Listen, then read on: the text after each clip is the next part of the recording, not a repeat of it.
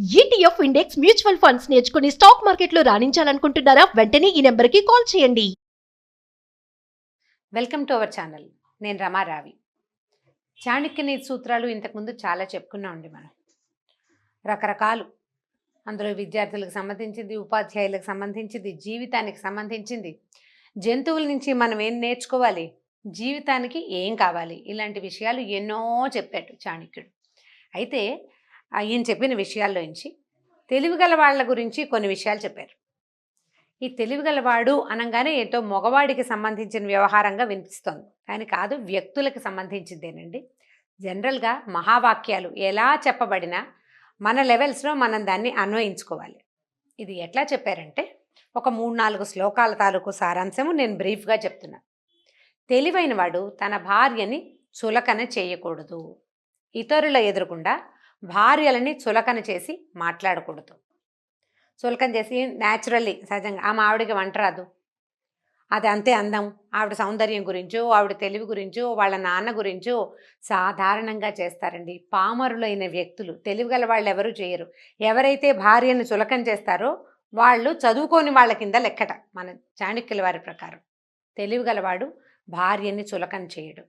దీనికి ఉదాహరణ మనం చూడండి. అంటే ఇప్పుడు మళ్ళీ భార్య అనగానే భర్తలో అని మీరు అడగచ్చు. ఆడవాళ్ళు కూడా భర్తని చులకన చేయకూడదు. భర్తని చులకన చేయంగానే ఇతరులకి మనం తేలిగ్గా దొరుకుతామనే భావన కలుగుతుంది. ఎలాగో భర్త అంటే ఈవిడికి లెక్కలేదు కాబట్టి దీని సంగతి చూడొచ్చు అనుకుంటారు.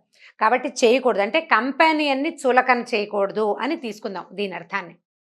భార్య భర్తని కానీ, భర్త భార్యని కానీ ఇతరుల ముందు తుస్కరించకూడదు, తగ్గించి మాట్లాడకూడదు. మాట్లాడకుండా ఉంటే సరిపోతుంది. మాట్లాడాల్సి వస్తే వాళ్ళలో ఉన్న ఒక గుడ్ థింగ్ గురించి చెప్పాలి, కానీ లోపాలని ప్రస్తావించకూడదు. ఈ లోపాల ప్రస్తావన అయితే చేయలేదు. కానీ ధర్మరాజు చూడండి ఏం చేశాడు. వాళ్ళు పాచికలాడుతున్నారు. పాచికలాడుతూ తనతో పాటు తన తమ్ముళ్లతో పాటు భార్యని కూడా ఒడ్డాడు పందెంగా.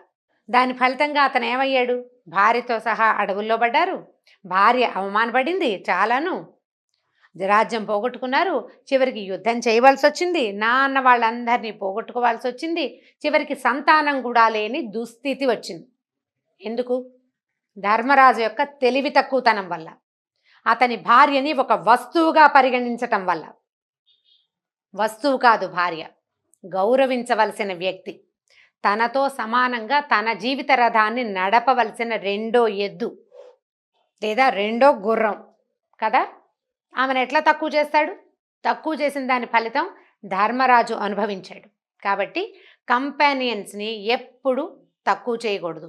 తెలివైన వాడు ఈ పని చెయ్యడు అని చెప్పారు. రెండో పాయింట్ చూద్దాం. తెలివైన వాడు తనకి ఎదురైన అవమానాన్ని ఇతరులకి చెప్పడు. అవమానం, నేను చాలా అవమానపడ్డాను అనే మాట తెలివిగలవాడు చెప్పడు. ఎందుకు చెప్పడో చూద్దాం. ఇప్పుడు నాకు అవమానం ఎదురైందని ఆడో మగో చెప్పారు. నువ్వు ఏడ్చావు, మొదట జాలి పడతారు. రెండోసారి చెప్పావు, రెండోసారి అవతల వాళ్ళు, మిగిలిన వాళ్ళు నిన్ను ఎవరు అవమానపరిచారో వాళ్ళని తిడతారు. మూడోసారి చెప్పావు, నువ్వు స్టూపిడ్ అయిపోతావు. దీన్ని కవర్ చేసుకోవడానికి నువ్వు చేయవలసిన ప్రతిక్రియని నీకు గుర్తు చేస్తూ ఉంటారు. దానికి ఉదాహరణ ఈ రోజుల్లో జరిగేది చెప్దామండి. మనం పాత సంగతి కూడా ఒకటి చెప్పుకుందాం. ఓ అమ్మాయి ఒక అబ్బాయిని కాదంది. అబ్బాయి ఫ్రెండ్స్ అందరి దగ్గర ఇద్దరు చెప్తాడు, నువ్వేం మగాడివిరా అంటారు వాళ్ళు. అమ్మాయి కాదంటే సిగ్గులేదు నీకు, నేనైతే ఏం చేసేవాడిని అంటాడు. వాడు ఏం చేసేవాడో మనకు తెలీదు, కానీ వాడు అంటాడు. అప్పుడు వెంటనే ఈ అబ్బాయి వైల్డ్గా రియాక్ట్ అయ్యి, నాది కానిది, నన్ను కాదన్నది ఎవరితోటి ఉండకూడదు, అసలు అది బతికే ఉండకూడదు అని నిశ్చయానికి వచ్చి ఆ అమ్మాయిని చంపేయటానికి ఉద్యుక్తుడవుతాడు.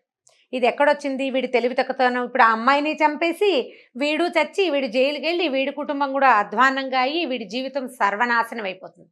అమ్మాయి కాదందన్న ఒక్క వాక్యాన్ని లోపల దాచుకుంటే అయిపోదు, లోపల కాలుతూ ఉంటుంది. కాలిన దాన్ని నీళ్లు చల్లటం నేర్చుకోవాలి, చెప్పకూడదు. పాతకాలం సంగతి చెప్దాం చూడండి. ఇందాక చెప్పిన పాండవుల సంగతే చెప్పుకుందాం. దుర్యోధనుడికి అవమానం ఎదురైంది. మయసభలో కాలు జారి నీళ్లల్లో పడ్డాడు. మామూలుది అనుకున్నాడు. దాంట్లోకి వెళ్ళేసరికల్లా అది ఒక మడుగైంది. ఆ మడుగులో జారి పడ్డాడు. ద్రౌపదీదేవి నవ్వింది అనుకున్నాడు. అది అవమానం పట్టలేకపోయాడు. తన సాటి వాళ్ళకి చెప్పాడు. నలుగురికి చెప్తే ఆగుతుందండి? 4 నోళ్లలోకి వెళ్ళింది, 450 నోళ్లలోకి వెళ్ళిపోయింది.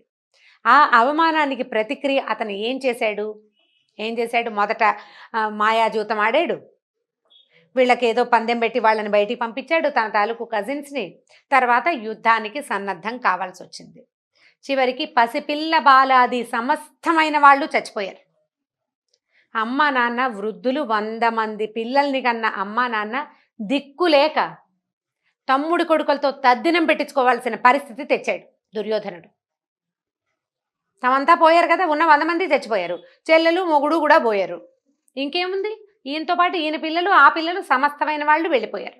ఆవిడకి తల్లికి అన్నదమ్ములు మిగలలేదు, తండ్రికి ఎవరు మిగలలేదు, పిల్లలు అన్నవాళ్ళు లేక ధర్మరాజు చేతి భిక్ష తిని బతకవలసిన పరిస్థితికి తన తండ్రిని తెచ్చాడు దుర్యోధనుడు. అక్కడ ఎదురుపడిన దాన్ని క్యాజువల్ థింగ్గా తీసుకుని ఉండుంటే, ఎవరికి చెప్పకపోయి ఉంటే, తనే దిగమింగి ఉండుంటే గనక అసలు ఏ ప్రాబ్లము వచ్చేదే కాదు. దిగమింగక చెడగొట్టాడు దుర్యోధనుడు. ఇప్పుడు చాణక్యుడు చెప్పిన 3వ పాయింట్ అండి, తెలివైన వాడు తన ఆర్థిక విషయాల్ని ఎవరితోటి పంచుకోకూడదు. ఆర్థికమైన విషయాలు పంచుకోకూడదంటే ఎవరికైనా అప్పిచ్చింది భార్యకి చెప్పకుండా ఉండడం కాదు, అప్పిచ్చినవి చెప్పాలి. ఎవరికైనా ష్యూరిటీ సంతకాలు పెట్టేసినవి కూడా చెప్పేయాలి. ఎవరికైనా చెప్పకూడదు అంటే స్నేహితులకి, చుట్టుపక్కలకి నా దగ్గర ఇంతుంది అంతుంది, అదేదో ఉంది ఇదేదో ఉంది ఇలాంటివి చెప్పకూడదు. ఈ ఆర్థికమైన విషయాలు పంచుకుంటే గనక నీకు లేకపోతే చులకనవుతావు, ఉందంటే ఎక్స్‌ప్లాయిట్ అవుతావు. 2 జరుగుతాయి కదా. నీ దగ్గర డబ్బులు లేవు, నా దగ్గర రూపాయి లేదు, నా పరిస్థితి ఇలా ఉంది ఎలా ఉంది అంటే నువ్వు గుడ్డి గవ్వకి విలువ చేయవు. లేదు, నా దగ్గర సూపరు, నేను అక్కడ 10 ఎకరాలు కొన్నాను, ఇక్కడ 30 ఎకరాలు కొన్నాను, అదేదో కొన్నాను, బ్లాక్ మనీ మా ఇంట్లో బోల్డ్ అంత మూలుగుతుందంటే వెంటనే నిన్ను ఎక్స్‌ప్లాయిట్ చేయడానికి చిన్న పిల్లలతో సహా తయారైపోతారు. ఆర్థికమైన విషయాలని గోప్యంగా ఉంచాలి. చాలా కొద్ది మంది వ్యక్తుల్నే ఆర్థిక విషయాలు తెలియజేయాలి, రాసి పెట్టాలి తప్పిస్తే వాచకంగా చెప్పకూడదని చాణక్యుడు స్పష్టంగా చెప్పాడండి. ఈ విషయానికి నేను ఏ ఉదాహరణ చెప్పట్లేదండి, ప్రతి వాళ్ళకి తమ జీవితంలో తమకి తెలుసు. నాకు డబ్బు లేవు అనగానే ఫ్రెండ్స్లో చుట్టాల్లో చులకనైపోతాం మనం, అది మనకు అనుభవమే. నా దగ్గర డబ్బులు ఉన్నాయనగానే ఎవరికి అవసరం వచ్చినా వాళ్ళు మన దగ్గరికే వస్తారు, వాళ్ళు మన్నే అప్పు అడుగుతారు, అప్పులకి దొరికిపోతాం. దీని మీద సుమతి శతకం, వేమన శతకం పద్యాలు ఎన్ని ఉన్నాయో, ఎంతో మన దగ్గర ఆస్తుంటే మన చుట్టాలు మన చుట్టూ చేరిపోతారు. మనం అలాంటి కథలు వేలకి వేలు వింటాము, చూస్తాము, ఎక్స్‌ప్లాయిట్ అయిపోతూ ఉంటాం. కాబట్టి సంపదని ఎప్పుడూ బహిర్గతం చేయకూడదు. ఈ 3 తెలివైన వాళ్ళ లక్షణాలు. కంపానియన్ని చిన్నబుచ్చకూడదు, అవమానాన్ని ప్రచారం చేయకూడదు, ఆస్తులని నలుగురికి చెప్పకూడదు. ఈ 3 తెలివైన వాడు చేయకూడని పనులు. నువ్వు వీటిలలో ఏ ఒకటి చేసినా దీని ఫలితాన్ని నువ్వు అనుభవించి తీరుతావు. నీ తెలివితేటలు ప్రూవ్ అవుతాయా లేదా అది వేరే కథ. ప్రూఫ్ అక్కర్లేదు, మనకి ప్రూవ్ చేసుకోవాల్సిన అవసరమే లేదు. మనం సమస్యల్లో ఇరుక్కుంటే కష్టం కదా. సమస్యల్లో ఇరుక్కోకండి, చాణక్యుడిని ఫాలో అవ్వండి. ఈ వీడియో కనుక మీకు నచ్చినట్లయితే లైక్ చేయండి, షేర్ చేయండి. మరిన్ని వీడియోస్ కోసం మా ఛానల్ని సబ్స్క్రైబ్ చేసుకోండి. సుమన్ టీవీలో మీ పర్సనల్ అండ్ బిజినెస్ ప్రమోషన్స్ కోసం కింది నెంబర్కి కాంటాక్ట్ చేయండి.